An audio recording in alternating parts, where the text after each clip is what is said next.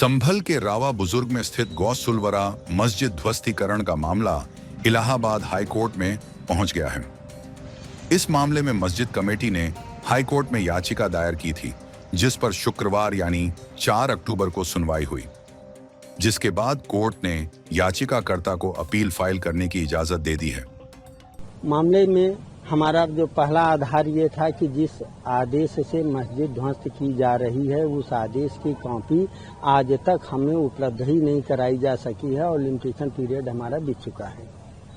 माननीय न्यायालय के निर्देश पर कल आदेश की कॉपी हमें उपलब्ध कराई गई और उस आदेश के अवलोकन के बाद ये बात समझ में आई कि माननीय सर्वोच्च न्यायालय के द्वारा 2024 में डिमोलिशन से संबंधित दिए गए लीडिंग केस के डायरेक्शंस का पालन नहीं किया गया था और इस प्रकार से वो अपील के लिए एक फिट मैटर है। तो आज मैंने माननीय उच्च न्यायालय से आग्रह किया कि हमको अपील फाइल करने और अपील फाइल करने, चूंकि लिमिटेशन बीत गया था, अपील फाइल करने और अपील फाइल करने के लिए के साथ ही ध्वस्तीकरण की कार्रवाई को रोकने के लिए स्टे एप्लीकेशन देने की अनुमति दिया जाए और कोर्ट ने आज हमको ये परमिट किया। हम मंडे को ये अपील फाइल लोअर कोर्ट में कर रहे हैं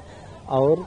चूंकि हमारे रिक्वेस्ट पर यह अल्टरनेटिव रेमेडी की प्रार्थना स्वीकार की गई है, तो फिलहाल मामला हाई कोर्ट के स्तर पर अंतिम रूप से निस्तारित। अब इस मामले में मस्जिद कमेटी सोमवार यानी 6 अक्टूबर को 3 आधारों पर कोर्ट में अपील फाइल करेगी, जिसमें मस्जिद की जमीनों को अवैध कब्जा कहना, कार्रवाई का सरकार और सुप्रीम कोर्ट के आदेश के खिलाफ होना और दुर्भावना से काम करना शामिल है।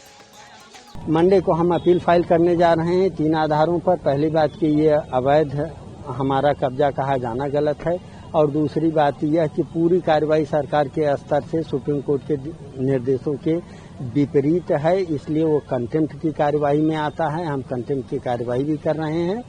अधिकारियों के खिलाफ। और तीसरे और अंतिम यह कि सरकार के द्वारा इस आदेश को पारित करा करके दशहरा के दिन का इंतजार करना, मस्जिद को ध्वस्तीकरण के लिए बुलडोजर दशहरा के दिन खड़ा कर देना, ये दुर्भावनाग्रस्त है।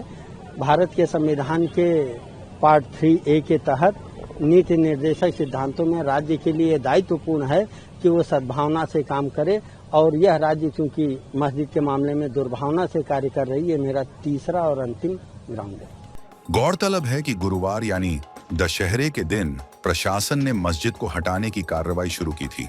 जिसके बाद मस्जिद कमेटी ने मस्जिद को गिराने के लिए 4 दिन का समय मांगा है और खुद ही ढाने की बात कही है।